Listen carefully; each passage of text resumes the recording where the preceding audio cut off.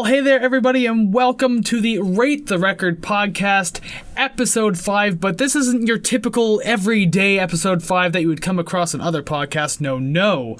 This is a massive, super huge, gigantic episode 5 because it is a doubleheader this week. 5B this time. Yes, we are on 5B right now. This is, Rate the Record podcast, and you're joined by your hosts, Kris and... Savannah. Exactly, that's us. Hello.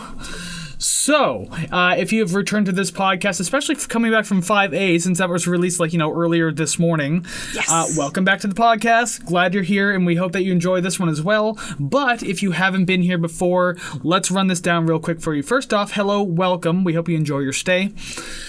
But yeah, with the podcast, each week Savannah and I choose an album, either completely at random, our own choice, special anniversary edition albums, wink, nudge again, if you're coming from the Nirvana episode, you already know. Or you already know what it is, too, so. Yeah, the title's there, we already spoiled it for you.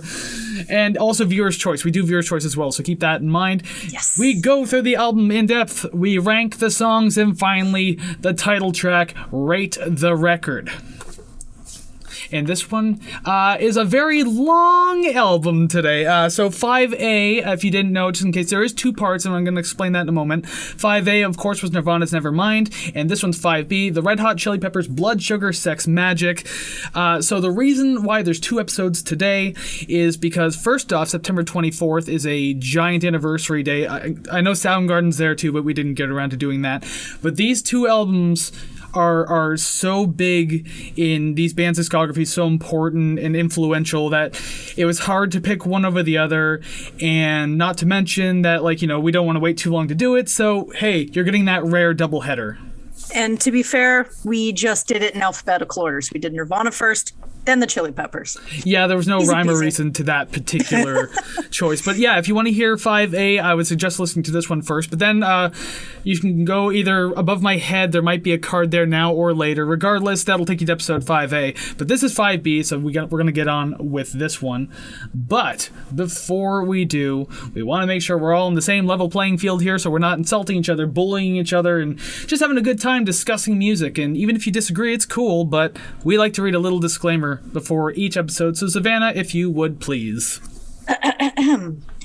The following thoughts and opinions we're going to discuss on Rate the Record regarding this album are strictly of our own personal interests. We are not professional music reviewers. We are simply two friends having fun, discussing and listening to music. We encourage respectful discussion and friendly banter of each episode, but we do not condone and will not tolerate bullying or belligerence based on the opinions of ourselves or others. This podcast is a casual and for fun project, and you are welcome to take what we say regarding the albums we rate with a grain of salt. I think that was my best read so far. The cleanest, the smoothest. You did it. See, last time you said I was in the B plus A minus range, so I'll put you up there as well. I'll be kind about it. I thank you. I'm very solemn today, so that's just the kickstart I need. Yeah, because we're not going to spoil too much, but we discussed this a little before the episode started. Yeah, you're not exactly looking forward to this episode, are you? Don't worry. Details to follow. News at 6. Headline, Savannah is annoyed. Everyone, oh, that's not news. Headline, Savannah booted from podcast. Anyway. Moving on. But yes, today is episode 5B, the Red Hot Chili Peppers' Blood Sugar Sex Magik.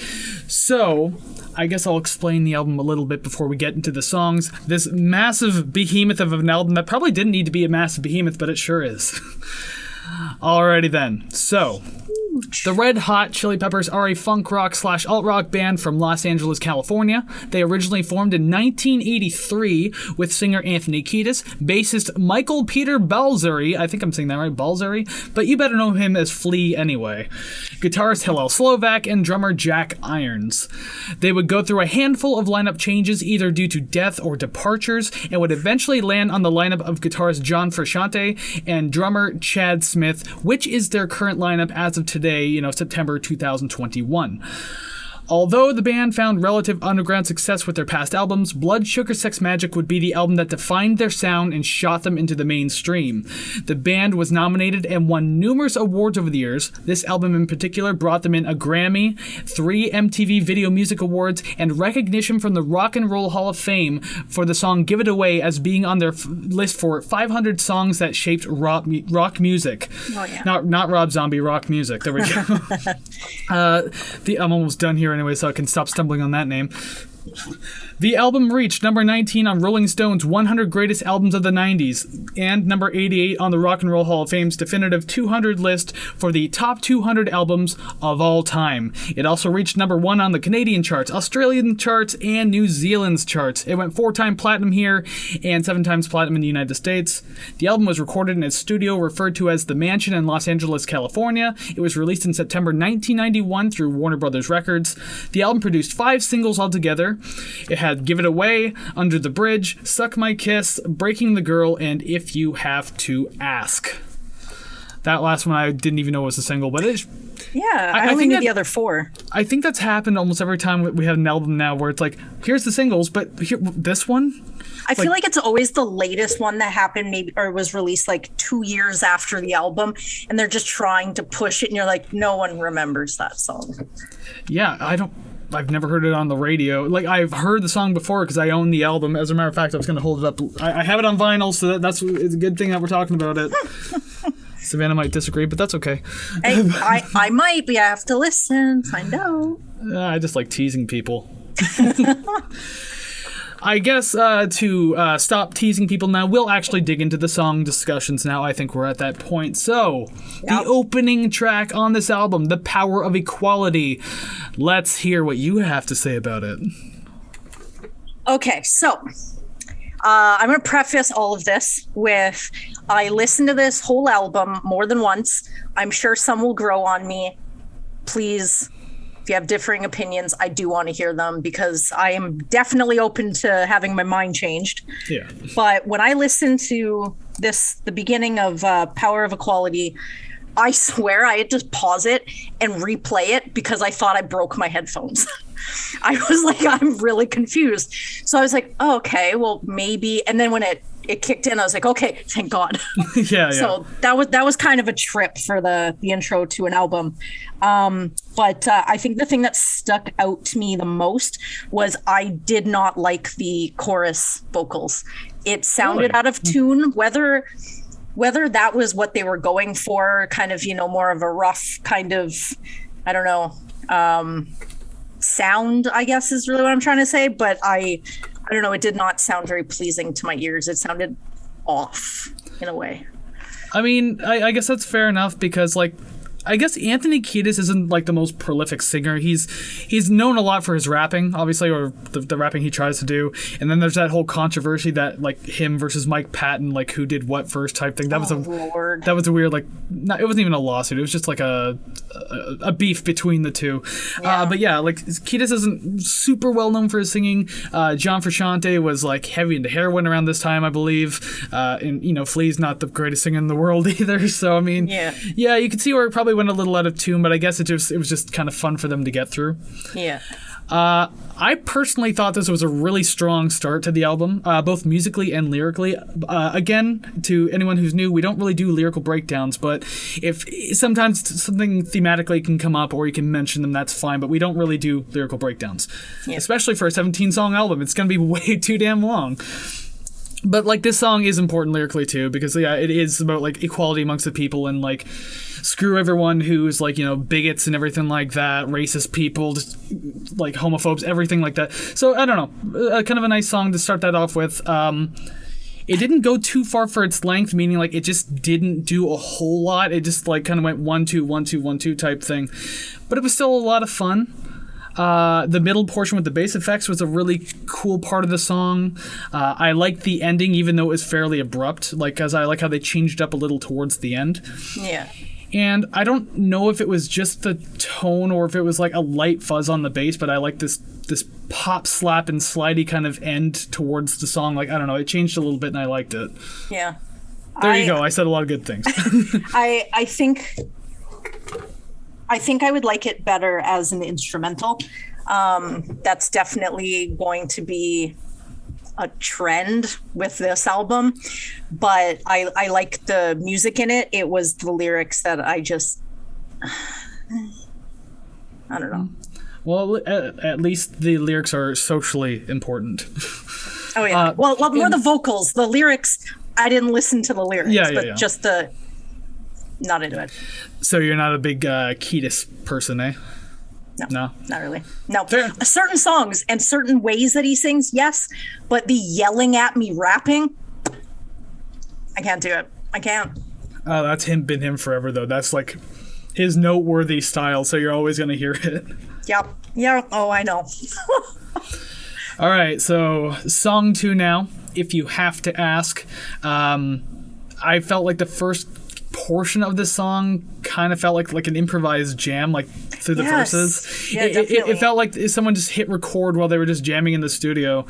But I mean, the chorus picked up, and I like how fun and bouncy it got as compared to the verses. So that was kind of an interesting touch to it too. Yeah, I like how the first and second track blend into each other, because I'm listening to the first one and it wasn't until maybe halfway through the second did I realize that it was a different song. Oh, and you find that a lot on this album too. It blends nicely from one track to the next type thing without just being one seamless song. But if you listen close enough, you can hear where the transitions are. But it is still pretty clean. I like that. Yeah, it's definitely something that you could put on, and by the time you notice that it's still on, you're like 9 tracks deep, and you're like, holy crap, like, I didn't even realize. To me, it kind of sounded, I guess, like musically like the first one, but maybe that's just because it kind of ran into each other that my brain's sort of telling me it's the same. Yeah. But I did make note that I hope that the vocal rap melody changes as the album progresses, because I feel like it's presented very similarly, kind of like when we did Malibu Ken. I found that the rap melody was fairly similar for a lot of the songs. I think that's a thing with a lot of rap, though, is like, yeah, there's not a whole lot of like melody to it as there is just structure. Yeah. There's not really too many tones that a lot of rappers hit, but I mean, I guess it's just part of the style that you got to enjoy, I guess. You kind of come to terms with like, okay, you're not like doing any Mariah Carey gymnastics over here. You're just kind of riding one tone, but you're trying to spit out a flow as quickly and as cleanly as you can. Yeah. I think it's the like, I can't even give a 1 2 3 1 2 sort of example, but it just kind of feels like it's something something something rhyme, something something something rhyme over and over, but over different instrumentals, and it just at a certain point it kind of feels like scat singing to me in a way.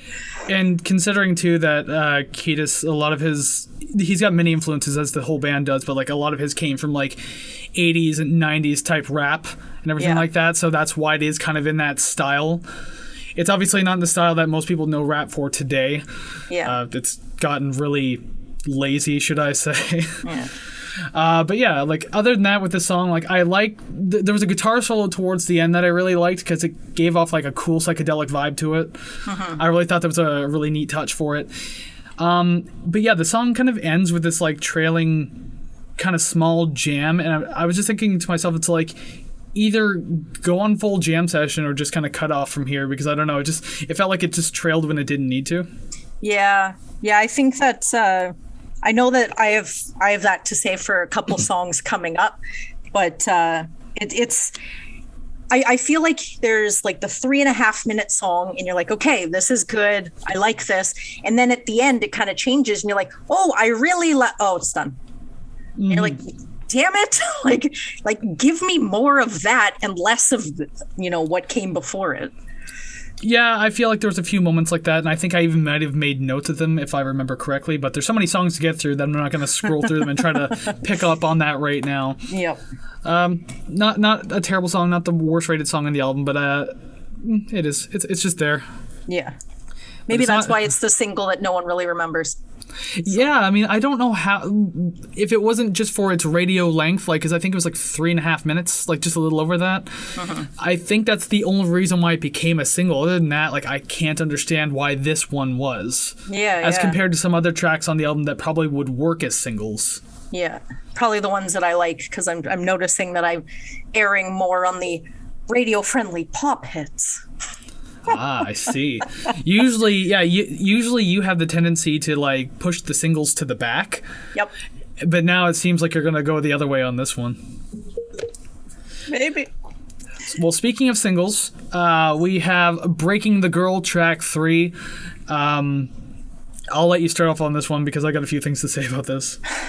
To be honest, I didn't know this song was on this album. For some reason, I thought it was released like years prior. Okay. That was actually kind of surprising to me. Finally, the vocals complement the music. I feel like it is a little bit more pleasing to my ear. Yeah, he's just singing this time. Yeah, and I like that. Like he does have a decent voice, but I like when he sings a little bit more. But I enjoy the addition of I guess it's like a drum fill during the chorus. I couldn't tell you what it sounds like, but that part I really like. And I definitely see why it was a single. Now, when you say during the chorus, like, do you mean in the chorus while he's singing, or do you mean like the big like bridge in the middle? Because in the middle, it gets very, very percussive. I think during the chorus. Because I think the drums in the verse and the chorus kind of run the same, because I have a note on this too. I think we're going to kind of talk about the same thing here, because I say that the drums in this track are very underrated. I love the constant use of tom drums to fill out each bar throughout the track. Yeah. Because like it starts off as like a basic drum beat, but then you have that like kind of tom. Yeah. And that goes for like every bar through this song. So I like that. I think we both agree on that then. Yep, definitely. I love the acoustic and bass riffs combos like in this song, like more than most of the excellent riffs on this album. This song is very near and dear to me because like I've heard it a billion times. I really do like this song. And I can never forget the guitar riff, and I'll just kind of give this quick little anecdote, I guess, real quick. When I was 13, I used to take vocal lessons because I thought I was a good singer. And this is one of the ones I covered. And it was funny because you mentioned that you like, this is the song where you realize Anthony Kiedis, like, he's a good singer, blah, blah, blah, and all that stuff. Yeah. My vocal coach kept correcting me on a lot of his pronunciations because Kiedis has this way of like either dragging out words or using like the E vowel too much, like the feeling of love, that day, but then he wants me to say day, like A. So like I just remember being corrected on the song a billion times. So if I'm going to sing this song, like I'm kind of fighting both of those thoughts in my head. Yeah, well, it's like that's actually really strange to hear because you'd want to sing it the way it's made, right? Like if you're singing a French song, you don't want to completely anglicize it and completely cut it, right? So you know what? You were right. That's the first one for today against your music teacher. Unless, I mean, like, you know, you can make it your own in the end and, like, find a way to do that. He was just obviously pushing me to sing a certain style where I was, like, trying to find my style, I guess. Yeah. So I guess that was the problem with that. But anyways, back to more of this song. One thing, you hear this come up a few times in this album, but the addition of the mellotron, which is, like, those flutes, you kind of hear that come in. Okay. That instrument's called the mellotron, played by, I have the name right here, Brendan O'Brien, who appears on other tracks on this album as well. It was a very, very welcome addition to this song. It added like a nice flowy kind of a whimsical feeling to it, like over top of the already like kind of like well-flowing acoustic and bass riffs. I really like that. But then there's also a very strong percussive breakdown during the bridge of this song, and I thought it was just fantastic. Like, I don't know, I have a lot of praise for this song. It goes way back with me. Nice. Yeah, I've heard it a couple of times, obviously, being a single, having a music video and all that stuff. But I haven't heard it nearly as much as the other singles on this record. A few in particular, too, I imagine. Yeah. Oh, hell yeah. Oh, they're coming up. But before we get to that, we have to talk about Funky Monks, because it's number 4 on this album. Could we not? Please, could we just skip this one? I was going to say, I saw you shake your head. Yeah, I don't... Okay, I like the music. Super down for it being an instrumental.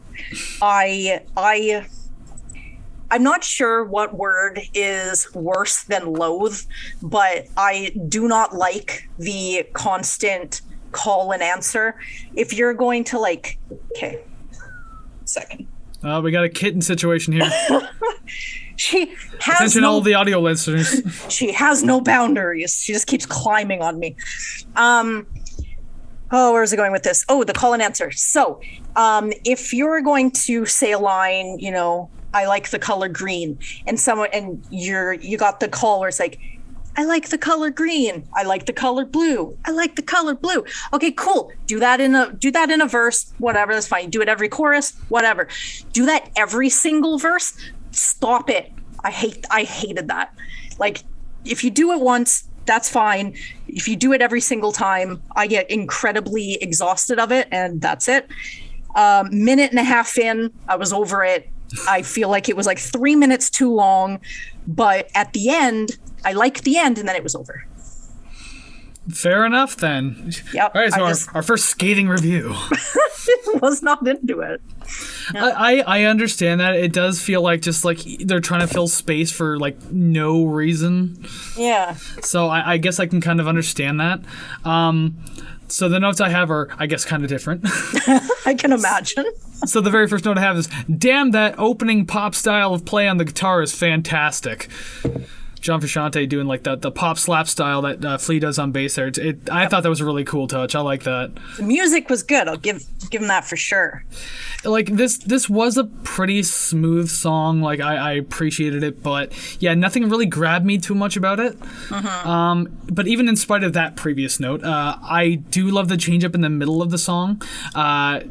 Because you get kind of two different moods and styles that kind of fit together nicely. So it's just like a nice little middle portion to kind of separate you from the verse chorus thing. I like that. I feel like the ending could have faded out a little sooner, but other than that, I mean, I like this track. It's not my favorite. It's not the best, but it's decent. Yep. I guess for you, it has its place. You know, it's. Although I don't have as much familiarity with this one as I do with certain other songs. Yeah. But like the opening riff to this song is one I've always remembered since I was a teenager. So I mean, like that catches me immediately. Like that's the most grabbing thing about the song is that kind of pop guitar intro. Did the intro of this one stick with you because after you listen to Breaking the Girl, this one started and you're like, all right, we're just going to go back and listen to Breaking the Girl again. I could listen to that intro, like really, really enjoy it. Then if I didn't want to listen to the rest of the song, then I'd go back to Breaking the Girl. But I don't know. I would listen to Funky Monks. I can listen to it through. I'm fine with it. Yeah. There's other songs on the album that so much I can't do that, but I mean, this is one of them. Yeah. Yeah. It was just the call and answer every single verse. It kind of cut the score a little bit. So yeah. All right, well, now speaking of familiar tracks, I mentioned that a minute ago, let's go on to one of the more notable tracks on this album, Suck My Kiss. I've always liked this song.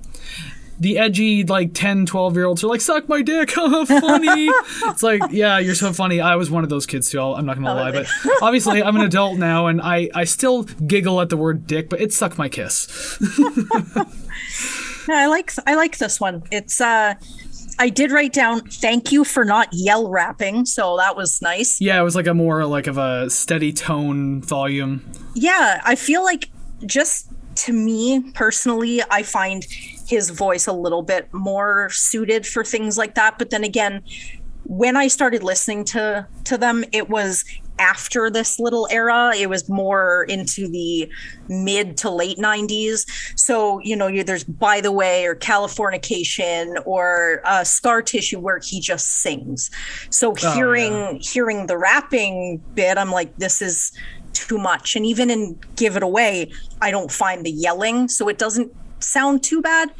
But Suck My Kiss definitely has been a favorite of mine just across their catalog for a while. So well, yeah, this song as a single, it works a lot because you kind of get a lot of different flavors of the Red Hot Chili Peppers. No pun intended. But I mean, you really do, though. And like, again, yes, this is a very familiar track. This song has been, you know, heavy rotation on the radio forever. But funny enough, like out of all the songs we've talked about in the past on different albums where it's like, oh, I'm a little tired of this one, a little fatigued from this one. Yep. I'm not with this one. Like this one, yeah. I've heard this a billion times, and it's just got that style that I'm not sick of yet, and hopefully I never become sick of. Yep, I can 100% agree with you on that one. I love the snarling sounds of the guitars and bass on this one. Like they're both kind of playing the low end, and so just it kind of gives like a bit more regression to it. I love the way it's written. I really like the composition and the choruses. Just I have it written here. Just a lot of fun to have these brief and kind of chuggy riffs that hit quick and kind of drop out, keeping like a feeling of tension and suspension. Yes, that's what I put. It's a sense of tension, and I like it. Yeah, it was just really smart writing in the choruses. It made it a lot of fun. It still kind of follows the structure, but it does it in its own like little fun, unique way. Yeah, I like the I guess the drum and bass hits. I guess I don't really know what to call it, but they sound like jabs to me. And I like that. That's for me. That's where the tension comes from, and then it's just like, I don't know. It makes me want to run. I feel like it just gives me energy listening to it, and I think that's a pretty positive thing I could say. All right, gotta make a side note here because I feel so. It's funny because you've mentioned stuff like that before in previous episodes. How you hear something that makes you want to run, your heart starts beating really quickly. I think through like this whole podcast and through our future episodes, we're really gonna start digging into your psyche without you even realizing it. We're already kind of like... have to pay for therapy then. This is perfect. No, because then hopefully someone in the comments can give some like really good advice. But yeah, like we're like knocking on the door of like your mental state. It's like, I feel like I have to run. It's just like, okay. Oh, I mean, I don't want to diagnose myself, but I am almost positive I have ADHD. So there's probably very possibly. I mean, I know people who do, like who are actually diagnosed, and like, so I've seen some traits, and I guess I can understand that. Like, I'm not going to sit here play armchair doctor either, but oh, come on, let's just change the format. Let's do this now. Okay, you're crazy. Anyways, next song. I've heard that before. All right, but yeah, we're going to go into a song now because, I mean, Suck My Kiss is a great song, and I think we kind of, we don't want to talk too much about that one because we're just going to talk it to death at this point. Yep. We're going to go into a song now, song number 6, that I thought was a single for the longest time, but apparently it isn't. I could have lied. It's the first of a couple of ballads on this album. Really, really good emotional track, a lot going on here, and I think one of my favorite things that really portrays that emotion, besides like the singing or the tone, right in the beginning, you hear John Frusciante, aside from just like the finger picking on the guitar, you hear him do these like really hard strums on the strings. You can hear him just like smashing the pick into the strings. Yeah.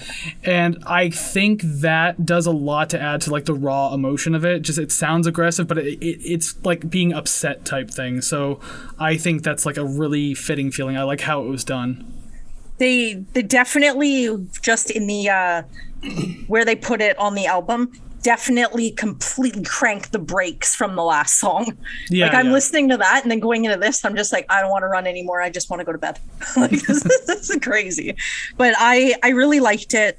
I enjoyed the vocals, and as a standalone track, I like it. I don't know if I liked it where it was on the album, but then again, I can't really say where else I would put it. It was very jarring listening to it right after a pretty energetic song. So it was kind of... Well, I mean, I don't think we're like strangers too much to this, only because like we've heard this in other albums that we've done, and like I kind of like songs that have this kind of placement, even if it is after something relatively like insane sounding, chaotic, or whatever energy, doesn't really matter what it is.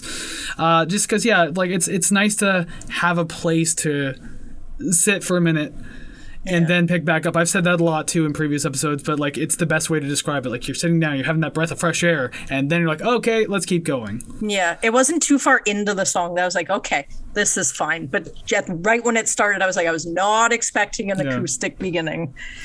The runtime I feel was very appropriate for this track. Like I haven't said this much, but I've said this once before, how not only is it a good runtime, but it utilizes all of its time properly. Like, it doesn't go crazy with adding things. It doesn't go crazy with dragging things out. So I think this track was really well done for that reason. And I even liked like the really bluesy guitar solos that were thrown into this song too, like over top of the acoustic. Like, I thought that was a really nice sound to have. It kind of, again, adds to that raw emotion feeling. So yeah, I don't know. This was a really nice track to sit down and listen to. Yeah, the farther into this album we get, the more I was kind of imagining them recording it and just sort of putting all of these pieces together, because there are some songs that you've already heard, like Funky Monks, that I'm just like not into, but there are other songs that I'm sitting here going, I really enjoyed the way that they put this together, and how they sort of, I don't know, just thought it. I can't really formulate my own thoughts, let alone try to wrap my head around someone else's. Yeah. But it's, I don't know, it's really interesting for me to think that somebody else thought of this and made this. I'm like, I could not think of that. Couldn't think of putting this little shine on this little bit, or, you know, put this little high E little noise over here, because if it was missing, you'd notice. Well, 2 notes on that then. First off, I mean, like, the Chili Peppers are just really good musicians, very smart musicians when they're composing their music. Yeah. And B, if it helps at all, Rick Rubin was the producer. I saw that, yeah. So that'll do wonders for your record. He usually, anything he touches seems to turn to gold. Yeah. So, I mean, that's why this record did so well, I would imagine, aside from, like, you know, just good composition. Yeah. And, I'm sorry, if... I don't know how interested you would be, but there is a documentary on YouTube of like the making of this album, and it's like all inside the mansion for like, they were in there for a handful of months. They lived there. So it was like, it was interesting watching this album like come to fruition day after day. Yeah. Like, it's about an hour and a half, but yeah, I mean, like, I thought it was interesting. Yeah. Like, they talk a lot about behind the scenes stuff and what brought certain songs along, and yeah, you get to see them construct the songs and just like change things. Like, oh, that wasn't on the album, but I could see where they changed that. Like, yeah, I like that. I'm gonna check that out. Yeah, I feel like it might give me like a new view on it, or, you know, appreciation of it, to see the process. Yeah, because like even with a song like I Could Have Lied, what I can imagine, because what you'll see in the documentary too is Anthony Kiedis recorded a lot of his vocals looking out of a window with like this fantastic view of like forest and valley. I've seen a clip of that, I think. And actually, even in the Suck My Kiss music video, where you can see shots of him like in front of a window, that's literally because the whole video is recorded in the mansion. Oh, okay, maybe that's where I've seen it then. Okay. Yeah, probably. So I mean, just like it gives you a good understanding of their surroundings and like how they felt inspired. They're very spiritual people too. They're not necessarily religious, but just spiritual. Yeah. So they get in touch with that a lot too. So yeah, you kind of crack open a little bit and see what they were what was in their heads while they were recording. Cool. I like that. I like that idea. Alrighty then, well, while you're writing that down to check out later, we go into song 7. We are kind of at a halfway point now. I mean, I guess the next song would be more or less the halfway point. Yeah. Mellowship Slinky in B major. What a title. I would like this if it was an instrumental. At the beginning, I was like, I'm into, there's the lyrics now. Or the vocals, rather. Oh, yeah, you're starting to catch on a little bit. Yeah. 30 seconds in, I was like, this would make such a good instrumental. And then when he started singing, I was like, no, I wanted an instrumental. Give it to me. I'm just thinking about Chili Pepper instrumentals. I think they do, but they're like bonus tracks on different albums. But yeah, so you're always going to have Anthony Kiedis in there in some way, shape, or form. Damn it. The bass is really good in this, though. I really enjoyed it. That's Fleet for you. Yeah. Yeah. This song kind of gave me the vibes of If You Have to Ask, or Had to Ask. I was kind of getting those type of vibes from this song. There's fun little riffs like throughout this entire thing, but the song didn't grab me that much. Like, it was another one of those ones where I was just listening to it and like, okay, I mean, this is fine. I'll listen to it, but can't see myself coming back. Yeah. Like, I like the little bit of a change up in the last third of the track. Like, I was like, oh, we're gonna get interesting, but then it kind of went back a little bit, and like there wasn't more done with it. So I was like, I don't know. Yeah. It was a bit of a letdown on this one. Yeah, I can see that. I mean, to be fair with you, right now I can't really pick the the melody or the song out of my head. So it's kind of like I try to remember what it sounds like. But with songs like that, it's kind of like, well, maybe it wasn't as memorable, if I can't remember it the same day. Yeah, I've actually tried to get into the habit now when we do these reviews, like a little behind the scenes for everyone, I guess.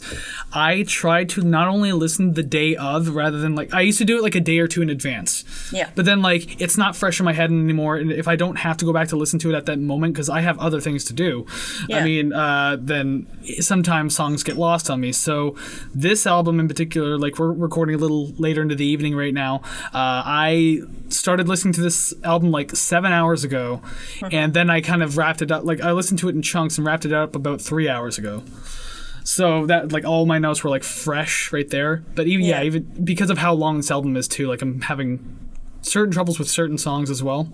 Yeah, I'll have certain little riffs or little chunks replaying in my head. I feel like that just completely pushes everything else out, and I'm just going, okay, here's the outro to Under the Bridge. We're gonna listen to that for 4 hours, okay?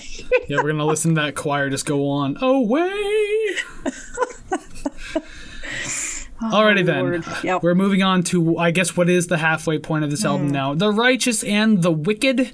So essentially I had mixed feelings about the first 30 seconds of the song, but then I don't know, I kind of rewound it and listened to it again. I ended up enjoying it. I like the introduction of Frusciante's vocals in the second portion of the verses. I thought that was a really good touch. And again, he's not the most prolific singer or anything like that, but I like where his vocals sit in a track like this. It sounds fine to me. Yeah. I like how there's these descending kind of minor guitars in the chorus that kind of changes up a bit from the more aggressive verses. It's a good balance point between the heavier portions and the more gentle portions, I should say. Probably not the best at describing that. Oh, you're better than I am. So. And towards, I believe it was the end, there was this octave and harmony guitar solos kind of overlapping each other that sounded really cool. It was a really fitting piece into this song. I really enjoyed this one. To be honest, going back into this album, I didn't really remember this track all that well. But now sitting here today listening to it, I was just how didn't I remember this? I really like this one. Yeah. Like I said at the beginning, I feel like some of these songs will actually sort of grow on me the more I listen to them. Mm-hmm. For first listen, you're what? And then the more you listen to it, it's just sort of, you do pick out things that you enjoy that you didn't notice before. In this one, I had never heard it before, didn't know what to expect. At the beginning, it kind of sounded... Well, I guess I wrote down, didn't I already hear this song? So I can imagine, that's why I'm going to burn my notebook when I'm all done. No one finds the evidence except these videos that are live now. Crap.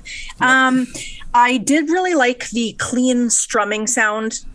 It came directly before. I could definitely tell he stomped the pedal and just went for it. Oh, probably. But just the clean strumming before that, it was just a nice sort of juxtaposition, opposite kind of thing. Mm-hmm. But I did find, for me, the song, it felt a little long.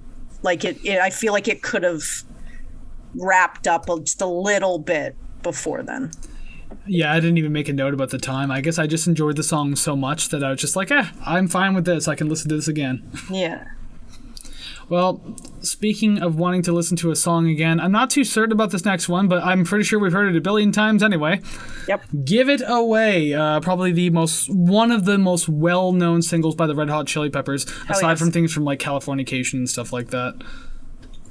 So what you said about Suck My Kiss, I don't feel negatively about this song, even though I've heard it a lot. Yeah. There is nothing about this song that I think, oh man, I'm so sick of this. I can still listen to it. I still have no idea what he's talking about. I know the lyrics, but I don't get it. And there is no way that I could ever do the tongue roll in the chorus, ever. But I try every time. Every time. I used to be able to say it quickly enough, but my tongue doesn't roll. I can't do a tongue roll. I can't roll my R's or anything like that. Yeah, me neither. I sound like an absolute idiot when I try. But I didn't even notice that this was almost 5 minutes long. Yeah, it's a bit of a lengthier track. I didn't remember that either, but you kind of don't even know after a while. It's because like it's such a fun, catchy song that you're not even thinking about the length at all.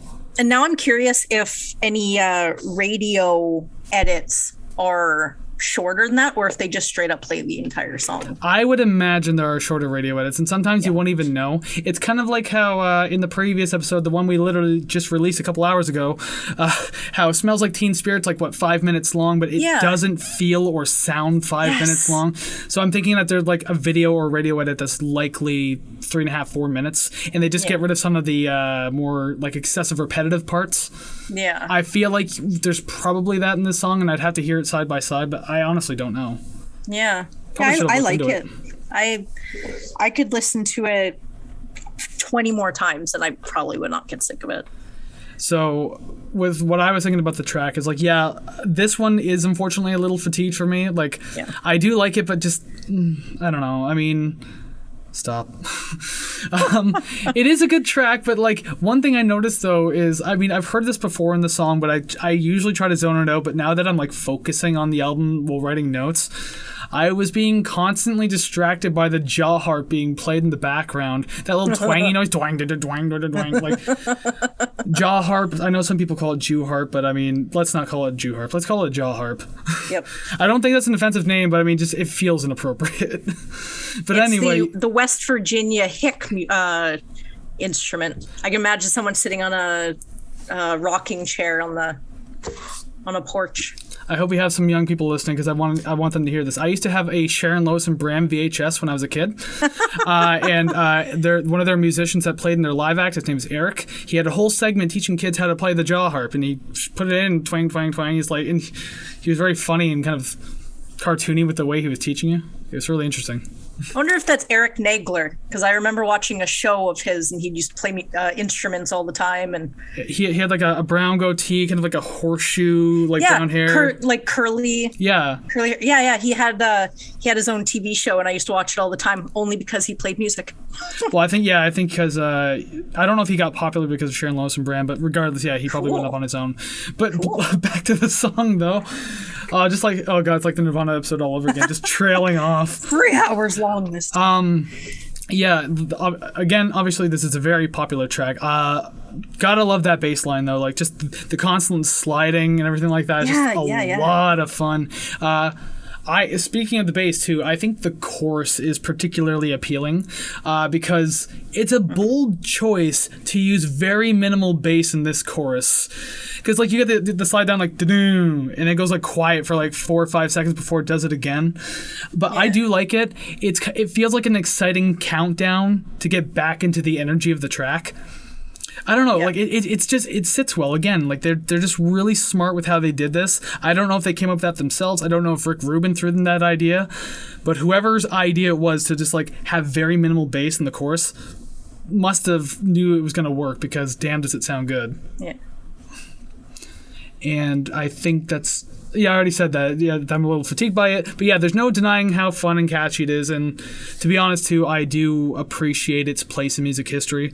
So I'll give it that. I'll give it points for that, even if I am tired of it. Yeah, I don't know. I don't really have any criticisms for it, unfortunately. I think I might, when we're done this, I might go listen to it 20 more times. My only criticism is, come on, Anthony, don't be a coward. Tell us what the song means. Like Genius.com when they get like rappers to come on and break down their lyrics and tell you what it means. I need Anthony Kiedis to do this, the weird scat portion of Around the World, the ning nang nang nong nang nang part. I like that. We need that. Oh, yeah, it's a fantastic track. All right, so track 10. We get to the very first title track that we've ever had on this show so far. There was no Pearl Jam 10 song. There was no You Won't Get What You Want song. There was none of that. So this is actually the very first title track, Blood, Sugar, Sex, Magic. I like it.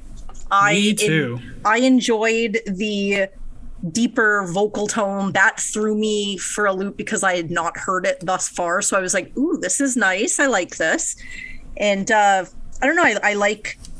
it's a little bit heavier and I feel like everything fits. It's There's no straggler parts that I'm like, oh, I Yeah, like yeah. this, but I didn't like that. As a whole, I enjoyed it. I really liked it. Because actually, I'll say that I'll read this kind of in order because I was going to say one note first. But yeah, this song is like the perfect blend of like the chill rock groove of like the quieter verses, and then it picks off into those hard, awesome choruses. And my note right here is this chorus is the whole album to me. Like that it is such a fantastic chorus, arguably the heaviest song on the album, because of the chorus alone. But yeah, like even in the verses, the tension created by the vocals and instrumentals, because it's like kind of quiet and it feels like it's going somewhere. It's like taking on this like kind of slow ride, and then just suddenly like just before the chorus hits, like you start plummeting, like boom, here comes the wild part of the ride. Yeah.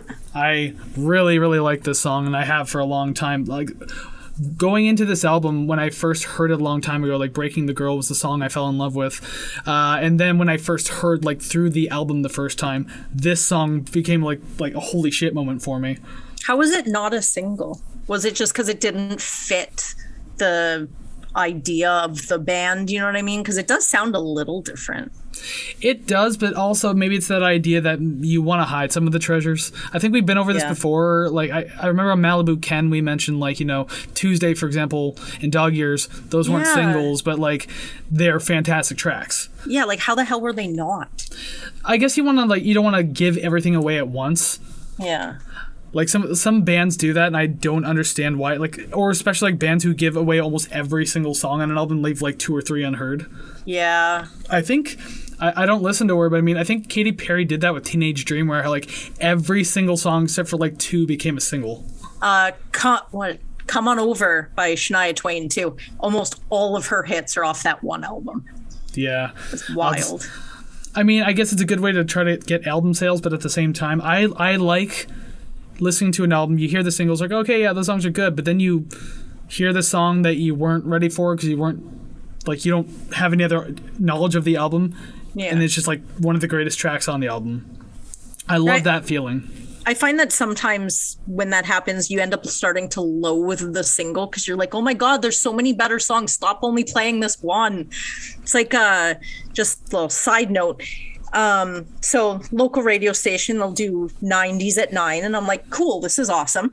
They'll always play Test for Echo and by Rush. They'll always play that one song. And I'm like, there's so many other songs that were singles. I know you have them in the catalog. Yeah, like Drive or Driven. Driven. Yeah, like just play them.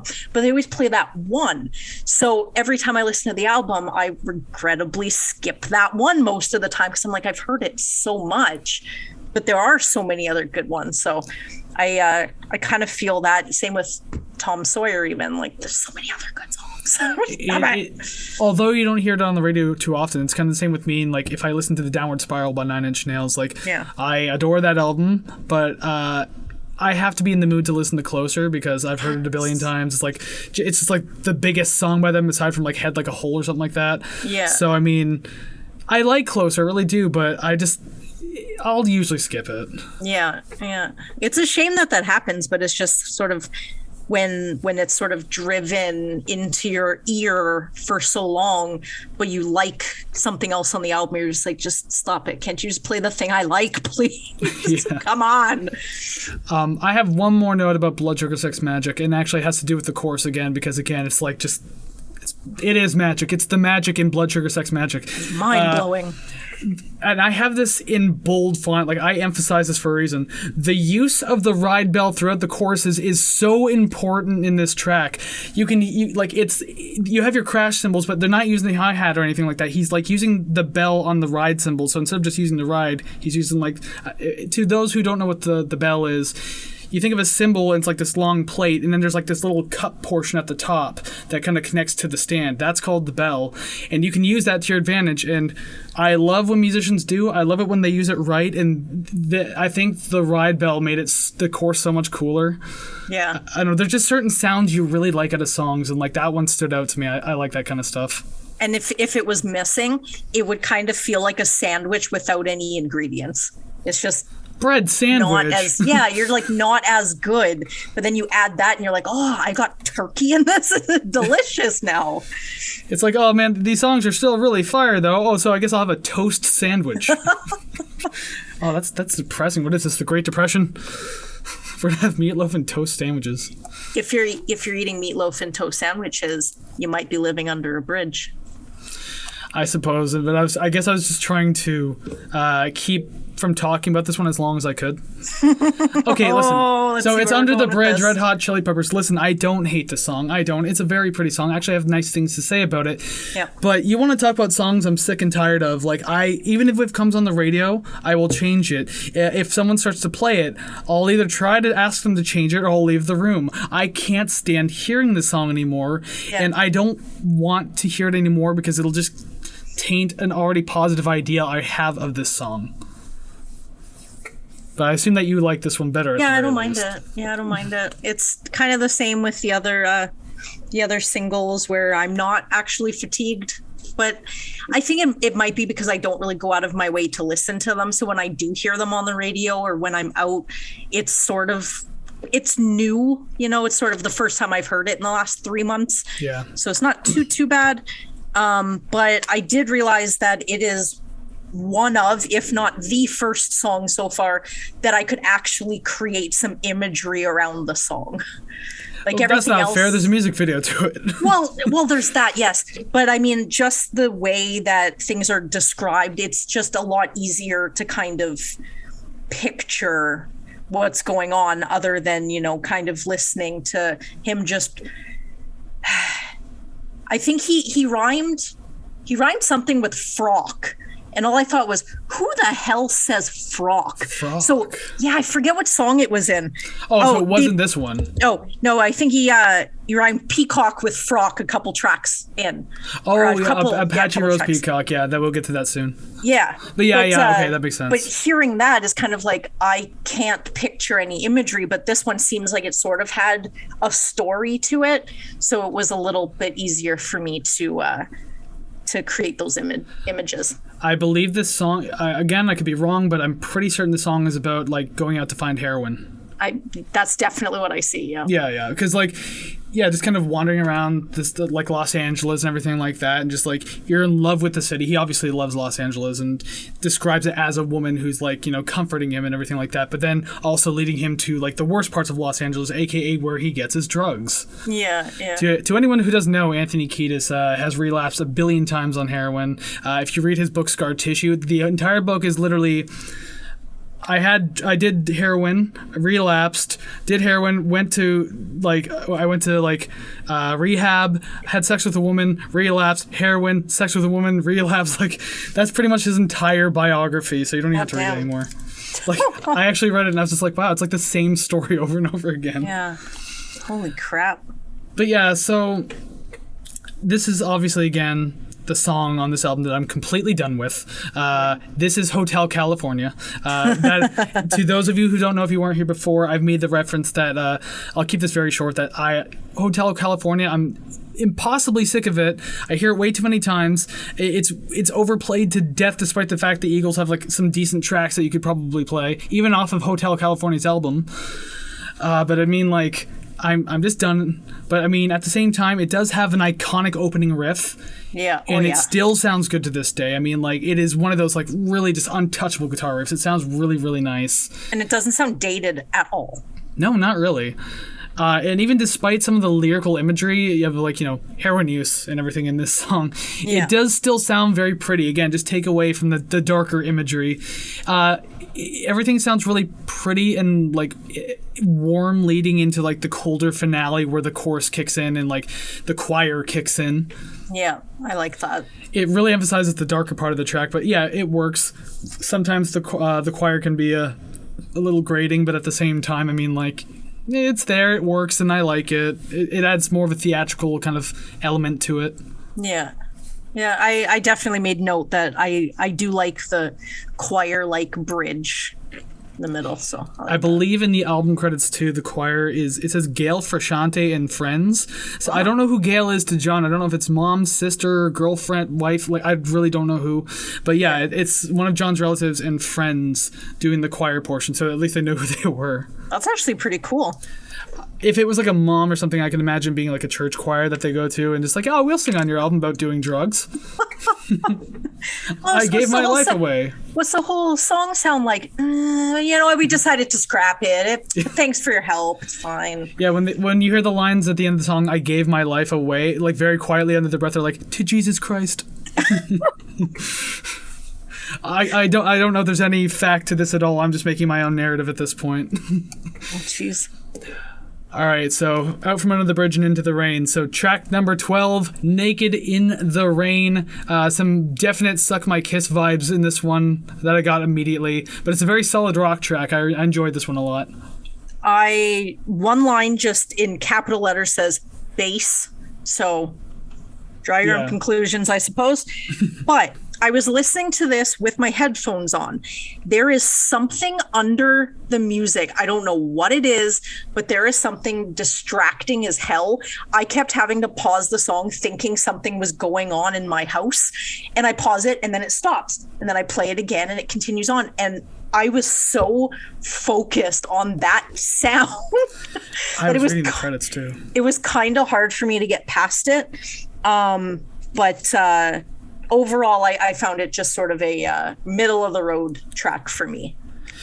I do really like this one, and I'm actually just looking up my phone right now to anyone watching on video, because I was looking up a lot of album notes while I was listening to this one, because I was curious about certain sounds and like who they maybe had come in. So because I think this might have been one of those tracks where I also heard something too, and I was like, oh, what is that? Yeah. So this is Naked in the Rain. There's a bunch of people in a bunch of different tracks too.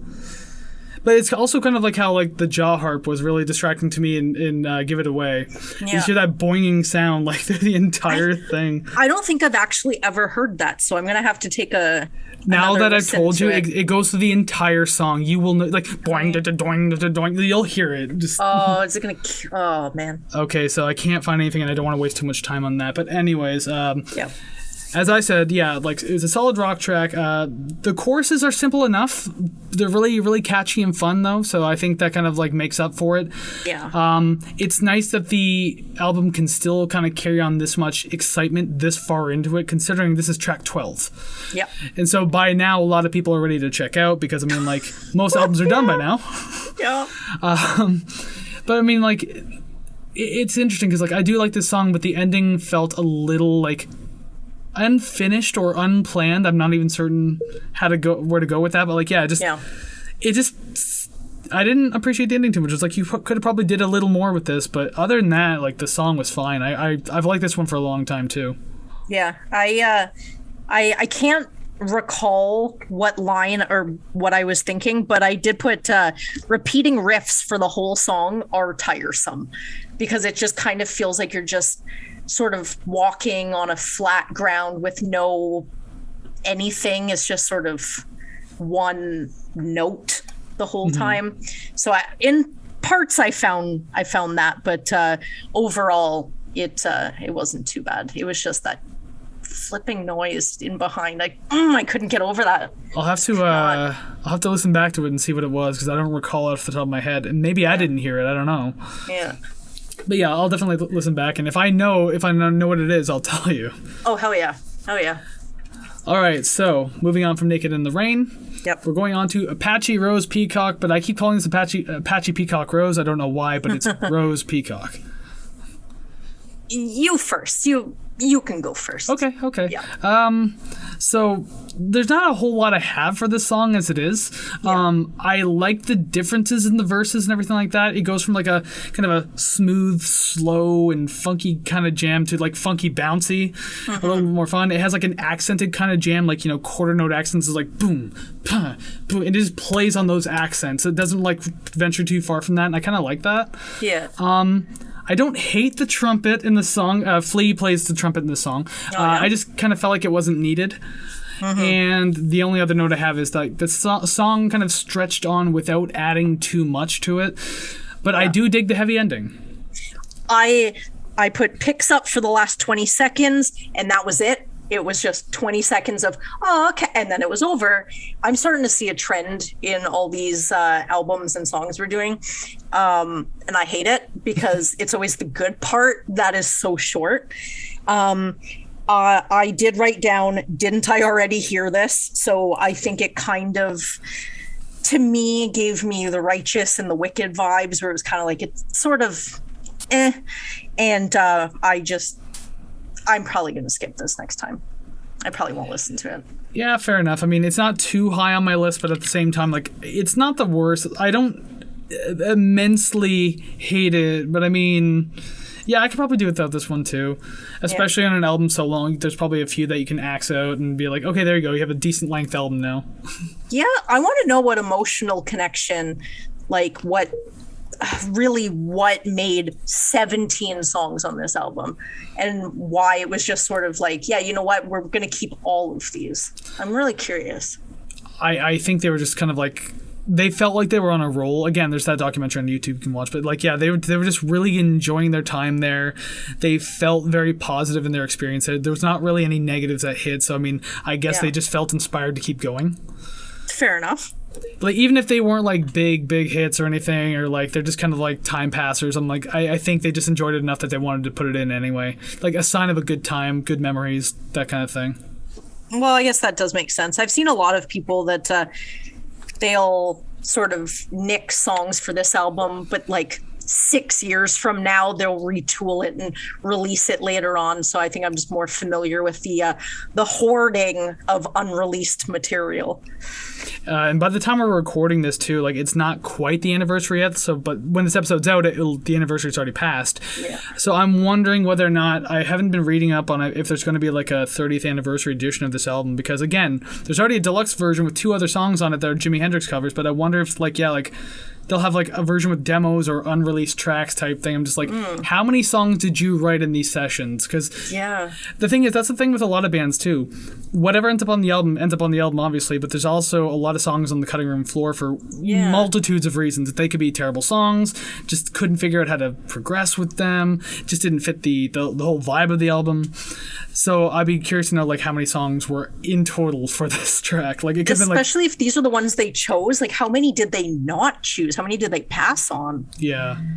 Dang. You gotta wonder if any one of them would be like better than what ended up on the album. You always, because like people have different opinions on songs. So I mean, like something they maybe didn't feel too great about, someone could absolutely love. Maybe that's the song that gets people into the Chili Peppers. Who knows? And there's so many B-sides that are so good that they are released, but I guess not released as singles. But it's regrettable that you can't really find them on an album. You have to sort of dig real deep to get a copy of them. Yeah. I've had that unfortunate act happen with many bands where it's like, I like this song, but it's literally nowhere to be found. Oh, yeah. Dang. Okay, so on to song 14 now, The Greeting Song by the Red Hot Chili Peppers, because again, for some reason I say the name of the band even though we've been talking about them for over an hour. Yay! It's in the title. Did you forget what album it was? Let me remind you. I could also remind you to like and subscribe on YouTube, because I didn't do that in the beginning. Oops. Uh-oh, and follow us on Instagram at Rate the Record Podcast. We're really screwing up the algorithm now, damn it. Okay, but anyways, The Greeting Song. Again, amongst an album that was just full of like really funky, like funk rock tracks and everything like that. This was a very straightforward rock track, kind of left the funk at the door. This song is probably the most different feeling song on the entire album. I don't know, just like, again, even though that you have your ballads and stuff like that, like something about this one just stood out a little more because of how straightforward it was in its presentation. It feels like some older Chili Pepper tracks, probably maybe from Mother's Milk, maybe Freaky Styley, maybe not Freaky Styley, but maybe Mother's Milk. And it even has flavors of like what's to come in later years. Like this song gave me really heavy like One Hot Minute vibes. Yeah. So I don't know, maybe they already had this idea to go in this direction, even though John wasn't part of that album, but the idea is maybe they already kind of started flirting with that idea, I guess. I definitely agree with it sounding sort of a precursor to later albums. I said it was just the right length. And for me, it was an easy listen. It wasn't too off the wall. It wasn't too out there for my preferences. And I definitely went back and listened to this one a couple more times. I actually had the idea that you would too. When I was listening to this track, I'm just like, oh, she's probably gonna like this one. Like I don't know where you're gonna place on your list. I'd imagine a little higher, but I imagined that you would enjoy this track. Yeah, I did definitely. It was a little different than what I had been listening to, so my ears sort of perked up a little bit more. And you didn't have to worry about Anthony rapping or yelling at you, so it's all good. Again, straightforward rock track, solid enough. Stop yelling at me, I'm innocent. Stop rapping at me. Rap yelling.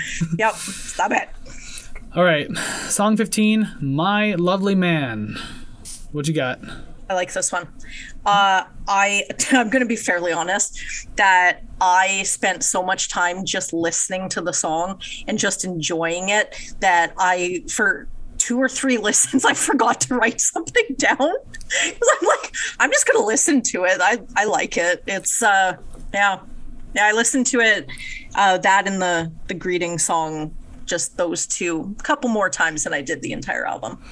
That was like me with Apache Rose Peacock. It's not that, again, not like my favorite song on the album or anything like that, but I was trying to think of things to write for it, and then I realized the song was over and I hadn't written a single word, so I had to go back and listen. And that's one of my stopping points in the album, where I kind of just turned off the album. I was like, I'm going to take like an hour. I'm just going to go relax, go drink some water, eat some food. And then I came back an hour later and I finally had something to say about it. So yeah, like I needed a break there. But yeah, I understand that whole thing of like, you just listen and you're like, oops. Yep. Yeah. And before you know it, you're listening to it on your third go and you're like, yeah, I'm going to have to pay a little bit more attention to this. I'm too busy enjoying it that it's like I really have to pay attention. So unfortunately for this one, I don't have anything written down because I thought it was too hilarious just to leave that note. Oh. But I liked it, and listening to it over and over and over again, I really like this one. Well, I mean, fair enough. At least you have an opinion on the song. You're just like, I don't even remember. Oh, no, I definitely know that I liked it. With this one, like, I do like the funky choruses more than, like, the rock-oriented verses, even though, like, I'm more of a rock guy, but still, I really like the way it sounds. But the combination of the two was really welcome. I kind of liked how it felt like 2 different tracks at some points. Like, it sounds the same, but I mean, like, it felt like 2 different tracks to me, at least. Yeah. I don't necessarily feel like this is a filler track, but it feels like a track with like lower priority on the album to me. Yeah. Like as if they recorded this one with not a lot of ambition going into it. I don't know. You just said you really liked it, but like I didn't feel like I got too much out of this one. It kind of dragged out a little at the end too, so I don't know. I didn't have a whole lot to say about it other than the fact that just like it's here, another one of these ones. Yeah. I think for me it was a different sound than what I had been loathing at the beginning, where every time a song starts, I'm like, please don't, please. So when the song starts and I don't get what I'm not looking for, I'm happy. I'm pleased with it. Good then. I'm glad you at least enjoyed it. Again, like I won't spoil what it is on my list. It's definitely not the bottom. But yeah, it's just one of those ones I could probably do without. You know, I know we still have 2 songs to go through, but I'm going to make a bold statement, and I am not hopeful for any matches between you and I today. I think there might be 1 or 2, maybe one. Ooh, maybe one. Because I know we have 2 different ideas on things, but I have an idea of like there might be at least one in a 17-song album that we have to get. Okay. That is one thing I thought of while I was rating the songs too. I was thinking like, will we have more luck matching songs on a shorter set list or a longer one? And I thought about it and how like so far Daughters is like the one we agreed the most on. That was 10 songs. Yeah. Like we had what I think 2 on Dream Theater, that was 12. Yep. We had 1 on Nirvana. I won't say which one it was because if you haven't seen the episode yet, you got to go see. Yep. But just the idea is like that's it. and Nirvana was like 13 songs. So I mean, like, are we having more luck with like the shorter albums at this point? Maybe, or it's just kind of like throwing a pot of pasta at the wall, and one of those strands is gonna stick. It has right? to. It feels like the odds are higher that if something has to match with more songs on the album. So we'll see. But I for me, I don't have too high of hopes. We will see. So now, what really should be the end of the album, but it's not. The behemoth 18-minute and 16-second song of Sir Psycho Sexy. This is a slow march, again, the longest song on the album. It feels like the real ending to the record. Oh my god. Yeah, it should have been. I actually have quite a few notes about this song, but I'll let you jump in first so I can maybe just work off of that. Okay. A lot of it seems very bland, very sort of, just, walking on a treadmill with no incline. Just, that's it. You're going. Some of the bass parts, I don't know if it was just a couple notes at the beginning of the riff, but my brain kept going to Bulls on Parade by Rage Against the Machine. So that's what I heard. And 8 minutes, surprisingly, unnecessary. You'll find that a lot with bands who just stretch on songs way too long. Stop it. I felt like the end kind of made up for it, though. There was the last 2 minutes of the track that I really enjoyed. But for this one, the bass effects are fine in it, but I mean, they didn't have to be used so heavily in every single verse. I can't remember what the effect is called. I don't know why it's escaping me right now, but it just, I don't know, didn't have to use it the entire time. It kind of bothered me after a while. It didn't take very long, considering that the verses are slow. It is a very slow tempo in this song, so you're stuck with it for a while. I have the many vocal layers made it seem like they had a lot of fun on this track, though. There were a lot of weird harmonies and just vocal background stuff, and I think they were just having a lot of fun. I personally like when I can sense that in the band, because if they're having fun and you can tell that they enjoy doing this album or the song, it kind of makes it better for me, because I know how much they really liked it, rather than just showing up to the studio to do a song. I can see that. It was a little goofy, but at the same time, I let it pass. I was it sounds like they're having a good time. I'll let it slide. And even on the line of the vocals, the line of cherry popped into jam, that line actually got a really decent laugh out of me, because I wasn't expecting it. I don't remember the lyrics to this song, but then this whole song is Anthony Kiedis talking about fucking somebody. So I mean, surprise, he's horny. I'm glad I wasn't listening to the lyrics. But it was so clear, because I think the instrumentals even stopped as he said it. He said some he popped the cherry into jam, and I was cherry into jam. I was like, well then. Maybe. Oh, and actually, that's another note I have on here too. Maybe it's better that we don't do lyrical breakdowns. Should we spend a good 5 to 10 minutes talking about how Anthony Kiedis fucks? I bet he has slept with the entire state of California, not every resident in it, but just the state of California. He probably has. He's probably had to put his dick into a mountain, a bridge, probably on the beach.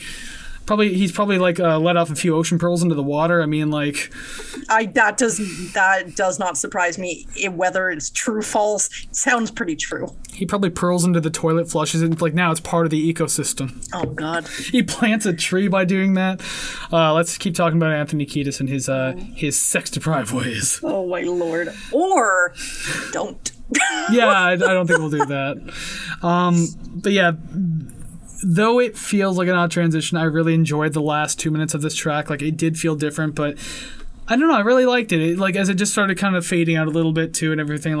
This felt like the end to the album. Oh yeah, and it faded out as if it was, right. And also the nice return of the mellotron. I love.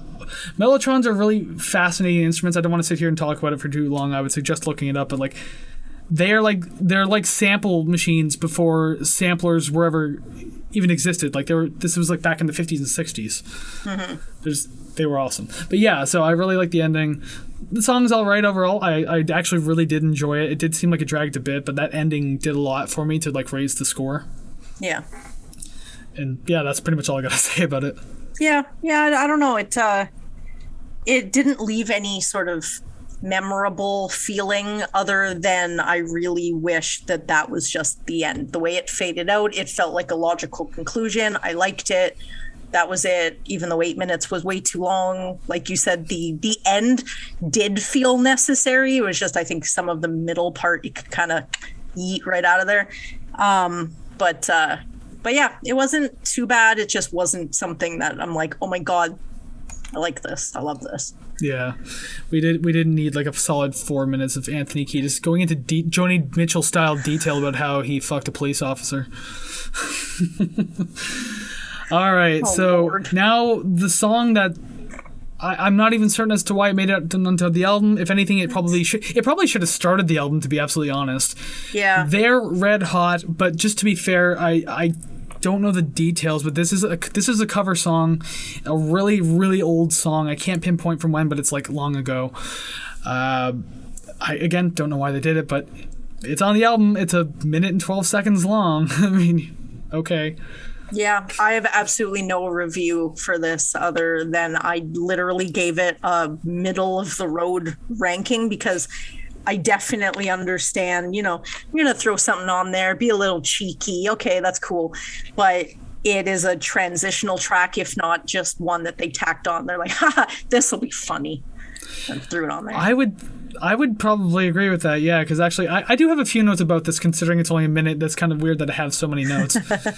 Like, actually, the very first note is, I guess they just had fun time playing this one, going through it and everything like that. They just kind of threw it in and just like, yeah, whatever. And actually, if you listen to like the last 11 seconds of the track, it's silence, but if you turn it up, you can hear like outdoor noises like crickets and just like general nighttime noises. So I believe I do think that they actually recorded this outside and they thought it was funny and just threw it in. So that very well might be a fact. This is what I love this note. This is what the encore of their show would be if they didn't want to do it but were forced to. So people want to hear one more song, so instead of playing like By the Way or something like that, they just play this so they can exit the stage very quickly. Yeah. You got your encore, what do you want from us? And as I said, it's better suited to be at like the beginning of the album if you want to throw it on at all, which it didn't need to be, but it's here. Yeah. And in bold, I emphasize this. Why make the song 1 minute and 12 seconds if it's only 1 minute followed by 12 seconds of silence? That's not even that doesn't need to be answered, but it was the question I asked once the 1 minute mark hit, and it just ends. Like, there's no drag out, there's no nothing. It's just boom, cut off, and then 12 seconds of silence. What a weird and probably unnecessary ending to this album. Yeah, it definitely the end of Sir Psycho Sexy would have been way better. Mm-hmm. Just cut it off right there. So. But with this abrupt, awkward ending comes an abrupt, awkward ending to our discussion of the album. It's time to start ranking the songs. Mm-hmm. Rank the record. So we're going to have to get some sort of musical interlude. One day we'll hire a band to, make something. Oh my God. Okay, so idea. Just have the band on a rolling platform, and then as we do the transition, they roll in behind us, and then they roll out, and then we never see them again. That, or I film them in front of a green screen. They'll just go across the screen as we're as we're transitioning, and they kind of bring the slow transition of the frame with them. Yeah, I like it. I like that idea. That's hilarious. Well, I don't want to edit that, so maybe one day if we can actually get a better editor than me, because God knows I'm not that great at it. But the idea is maybe someday that can happen. I mean, I think we have quite a few ideas we want to get through, but that's not for now to talk about, and that's for us to discuss behind the scenes. Yes. Because for now, we have to rank these songs. So now that the graphics on the screen have changed a little bit, now above our heads you can see our names. That means we need to start throwing some song titles in there. So for my song number 17, I mean, this shouldn't even be a surprise as I just talked about it. They're red hot. I put Funky Monks. Funky. No, that's it. Just. No, that's fine. That's cool. Yeah, didn't like it. Again, we're kind of transitioning out of this phase of like having to like justify our answers as we kind of already did, explaining all the songs. I feel like because I kind of crapped on it, I feel kind of bad now. So like talking about it a second time, I'm like, no, well, it wasn't that I'm so sorry. Please don't hurt me. If you crap on like a genuinely like more popular song on the album, then maybe take a minute to be like, listen, you don't have to hate me, but if you do, this is why you do. Yep. And I mean, maybe you can justify your top pick too, but that'll come up in time. We have a whole goddamn valley to cross, 16 more songs. Right. I have Mellowship, Slinky, and B major. Apache Rose Peacock. Apache. Gesundheit. If You Have to Ask is number 15. Yup. Oh, we did it. Oh, sweet. That was actually earlier than I was anticipating. I'm really surprised with that I one. said there would be at least one. I had a feeling this time around. Oh, crap. Are you right again? Damn it. To anyone who watched the Nirvana episode, just got to go to my dry erase board. Tick. Chris did it again. Okay. And I'm really, really surprised with that one, actually. Actually, you know what might even shock you more? I don't think that's going to be our only match. Because that's not the song I think we're going to match on. Oh, really? Okay. All right. So number 14, My Lovely Man, which I know you probably have higher. The Power of Equality. Power. I'll just write power. Again, to anyone watching who's not familiar, I feel like I gotta say this every time. I'm writing down Savannah's answers so that way they magically appear above our heads. So as I write them on the paper, they appear on the screen. That's the magic of editing. Anyway, song number 13, Under the Bridge. The Righteous and the Wicked. Aw. I really like that song. My number 12 is Apache Rose Peacock. Sir Psycho Sexy. Sir. Number 11, Give It Away. They're Red Hot. Wow, that went way hard, and I thought you would rate it. See, I rated it a 5 out of 10 because I kind of knew what they were going for. You know, sounded kind of cheeky. And you're definitely right. It would have been a cool intro to the entire album, but it would have felt a little weird. But then it kicks into Power of Equality. That would have been really cool. Yeah, which had a weird opening, anyways. So it's not like you're kind of like off on tinny anything. Radio type vibe. Oh, that threw me off so much. But it's interesting to know. You said you went like middle of the road, so you went number 5 for that, like 5 out of 10. It's interesting that a song 5 out of 10 made it that far onto the list, like that high up. Oh, I do a lot of multiples. Then I have to decide which, if it's a 5.1, if it's a 5.2. Oh, I only do like up to 0.5 in a rating, but like yes, I'll have multiple like. For example, like 7.5, so it'll be multiple of those. And then I just go through and like, which one did I like more than the other type thing. Yeah, that's how I do that. But it's still a 7.5 in my head. There's just one 7.5 that's a smidge better. Yep. And actually, that happened a lot. I actually had to re-rank this album 4 times. Really? Like all the songs, because I would listen to it and be like, no, this doesn't make any sense. So I'd go through it again. So the list I'm giving you now is... I'm going to say about 40% different than the very first time I did it. Dang. Because I was like, something's not making sense with me. Something doesn't sit right. Yeah. But anyways, song number 10, Naked in the Rain. Yep. Oh, wow. Another one I didn't think we were going to go on, but we did it. Dang. Okay. See, I'm glad I write this I write it down in my book, because if there's any sort of questions, I'll just take a picture of my list. Yeah. Dang.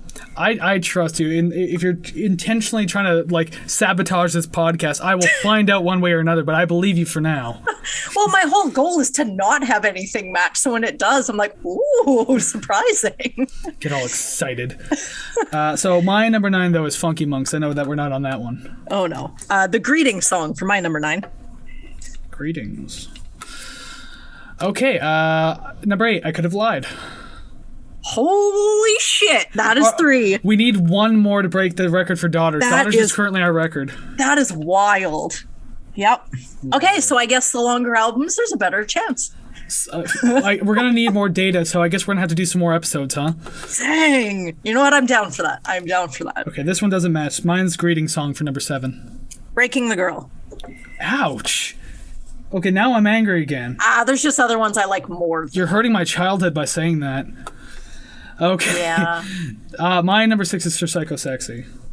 Blood Sugar Sex Magic. Ouch. How fucking dare you? Now I'm just really mad. It was easy. No, it wasn't. No. How actual dare you? Mine's The Power of Equality, number 5. Mellowship Slinky in B major. That one is as high as it is because I want it to be an instrumental. I will look past the vocals. I can do it. My number 4 is The Righteous and the Wicked. Give it away. Give her away. Oh, wait, I don't even need to write these whole words. I keep saying this every single time. I'll know what I'm talking about. If I look at the words, it just says give, I'll know what song that is on this particular album. You look at the note, you're like, I don't know what this note's for. What is this note here? Suck. Yeah. Actually, speaking of it, song number 3, Suck My Kiss. My Lovely Man. Lovely Man. I think we're done matching now. So we are 100% done. Yeah, we are. Actually, we are. Okay, cool. Yep. My number 2 is Breaking the Girl. Under the Bridge. Ew. I never shit on your choices. You have the option to, and you choose not to exercise that right. I am a big person. I bet you are. I'm petty and shitty, so I will be as angry as I want. I will stomp, I will snort, I will do everything. It's my number 1, blood, sugar, sex, magic. The diabetic in me saw blood sugar, and I was like, I got all excited. Suck My Kiss. It was my favorite one before, and it still is now. I wrote suck it on the paper. And if you ain't down with that, we got 2 words for you. Suck it. Yeah, there you go. I was waiting for you, Mrs. Wrestling fan. I wouldn't say I'm a fan. I would say I am a constant observer. Fair enough. Especially with the WWE nowadays. Yikes. Yeesh. Oof. No. But we're not talking about wrestling, as we already said. I believe it was either Malibu Ken or Nirvana. Or both. We went on a tangent about wrestling, and then we had to change the subject real quick. Okay. So now through the power of editing and the power invested in me, I now pronounce this rating the record time. And so we're going to transition, but we don't have the band to do it for us, so I guess I'll just do it with the effects right here and now. All right, here we are once again, second time today, realistically, on the album rating screen, because we're rating the record. So again, earlier today we had episode 5A, we did Nirvana's Nevermind, and as you can see, it sits comfortably at the top of the C tier. I can't remember the exact score we gave that, but it was pretty high. It was like 68%, something like that. Yeah, it had to be, because Malibu Ken was 67, so it has to be between 68 69. I only have the Chili Peppers notes in front of me, so I can't even see where Nirvana sits. But anyways, it's there. The baby is floating, and it'll be. Don't worry, he's fine. Yeah. But now, today, we are doing Blood Sugar Sex Magic. Adding this to the list. There, boom, disappeared on the screen. Here they are, just floating on the screen, doing whatever. So, you've heard all of our song rankings. You know what we think about it, or don't like about it, whatever. We need to find a home for this bad boy. So here's the funny part. I think, even as you said before we started this podcast, this is probably the most divisive album we've done so far. Yep. Usually our ratings, I should say, are within like 3 to 4%. Like they're pretty close. Yep. This one was damn near close to 10%. We're talking like 0.2% off of being 10% away from each other. That's absolutely crazy. So my ranking, if you couldn't tell, I really enjoyed this album. Mine's an A- at 80.10. That's the first time I've ever given an album an 80. What about yours, Mrs. Grinch? Hey! Do we really need to talk about this? Because I definitely gave it a 60.58. Yeah, you did. That's 20 whole actual percent off. I'm actually really glad that we're doing this recording remotely right now, because I feel like if we were in the same room, like my whole setup would probably be destroyed and you would just tear everything down and then leave. Yeah, essentially. And let your cats out into the hallway and everything like that. Just like, oh, now you got work to do. Yeah. And as you're chasing them, I like clog your toilet and like dump your trash all over the floor. But you got bigger things to worry about. But to the album, you would blast the album while doing it. Oh, I'd make sure it was on repeat and you couldn't get it out of the player. Damn it.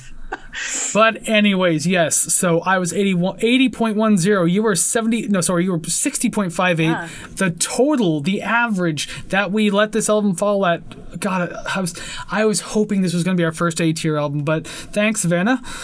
It is now at the very bottom of the B tier, a B-, at 70.34%, so it's just behind Daughters. You won't get what you want. I have to say, though, that if you wanted it to be A tier, then I would have had to rank it the same, and I wasn't. I was not. Yeah, there was no way around it. Like, you would have to, like, either give it my score higher or, like, no lower than 79.6 or 7. Yeah. It has to be pretty damn close. But who knows? Maybe one day this album will grow more on you. We'll re-rank it, and you'll finally agree with me. I am definitely I am open to doing that and revisiting it after my mental slate has been wiped, and we can just go in fresh again. And after everyone on the internet has given you absolute hell. I'm definitely going to have to tuck my tail and reverse my opinion immediately. Yes. Yeah. So that's where we have put the album now. I thought it was going to be an A tier, but no, it is sitting in B- of all places. I had it at A-, man. Come on. You had it at, like, what, C-. Yike-a-doodle-doo. But yes, that's where it sits now. That's its home, at least for now. Mm-hmm. So that means we've reached the end of the episode and an end of a very long day worth of talking about music. Even though, surprise, we're wearing different clothes, we're recording this on a different day. We did this in 2 different days, but you're watching it all in one. Hey! Or at least I hope you are. If you've made it this far, then that means you can go ahead and hit those like and subscribe buttons over on YouTube. You can hit the follow buttons and everything over on, like, the social medias, and including, like, even what audio platforms are we on? God, Anchor, Castbox, I'm losing count, Apple, Google, and recently, like... Yeah, go ahead. We're on Spotify now. I'm so excited. So as we just said, we recorded this like a couple of days ago. We recorded Nirvana a couple of days ago, and now did this one. Literally last night before recording this, got an email at 1:30 in the morning on our Rate the Record email saying that you were finally on Spotify. Although I tried searching for it, I couldn't find us. We have a link that works, but for some reason can't find it right now. I'm going to take a look right now just to see, because I am way too excited to open my favorite music streaming service and see our show. It's so cool. Exactly. It's so cool. So the fact that we have that much more streaming platforms now, YouTube and all the other ones I just mentioned, there is so much more reason to catch us wherever you possibly can, whatever's more comfortable for you, because we have the options for you. Yes. Click the link in the link tree. We're not searched yet. So I wonder why that is. That's strange. Maybe it's because we're too new or something like that.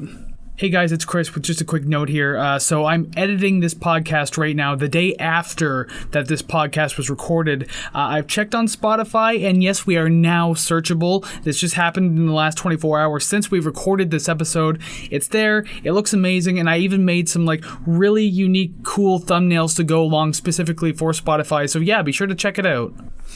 But anyways, yeah, in the link tree, you'll find links to absolutely everything you need, including Spotify. Everything is labeled very cleanly, so yes, you can find it. The link tree will be down in the description of this video, in the description of this audio feed, I would imagine, depending on where you are. If not, it's just, you'll go to our social medias. How about that? It's way easier. So Facebook and Instagram, it's at Rate the Record Podcast. Twitter is Rate the Record. I know, confusing. Should probably put that one on brand. We're also on TikTok. I want to keep mentioning that too. We are on TikTok at Rate the Record Podcast. Again, Twitter needs to go back on brand. And if you have any questions, comments, concerns, requests, or you just want to bite Savannah's head off, it is ratetherecord@gmail.com. Or if you want to give me praise too, I mean, I'm here too. And we will answer with our own fingers. Well, you're talking to us. Yeah, depending on who you're ripping on, that's who you're going to get the response from. So if you want to rip on Savannah, she'll answer. If you want to rip on me, she's going to act as my HR. So that unfortunately, I will not answer directly unless you're praising me. Yeah. We sorted this out before we started. That's fine. Yeah. Absolutely. We need someone in that position. But yeah, that's where we fall for today. So thank you very much for tuning in, listening to this. That was a long album. It's been a long day, but here we are at the very end. So we're going to see you again next week for a brand new episode. No, it's not an anniversary album, but it's just one nonetheless to come back and listen to. Oh, yeah. So yeah, it's been fun. We'll see you next week. Go listen to some great music, and we will see you later. See ya.